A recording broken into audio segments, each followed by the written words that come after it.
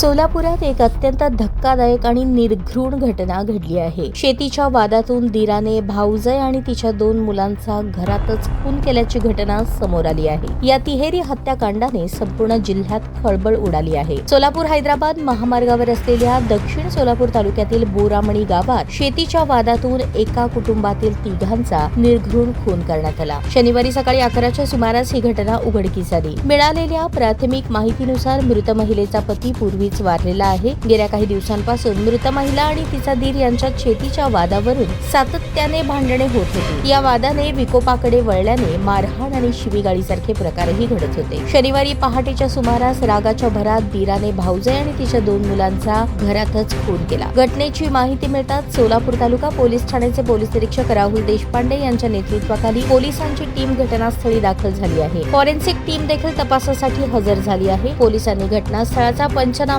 सुरू केला असून मृतदेहांचे शवविच्छेदन करण्यात येणार आहे। या घटनेमुळे बोरामणी गावात एकच खळबळ उडाली असून ग्रामस्थांमध्ये भीतीचे वातावरण निर्माण झाले आहे। घटनास्थळी बघ्यांची मोठी गर्दी जमली आहे।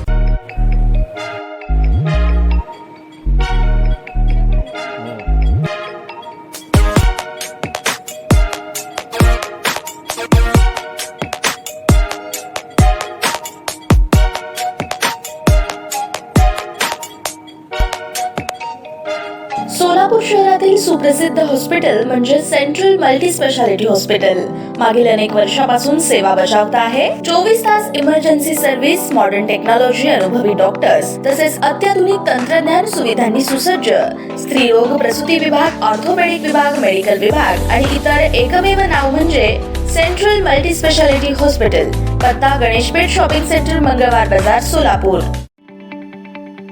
ताज्या बातम्या पाहण्यासाठी प्राईम महाराष्ट्र न्यूज चॅनलला सबस्क्राईब करा।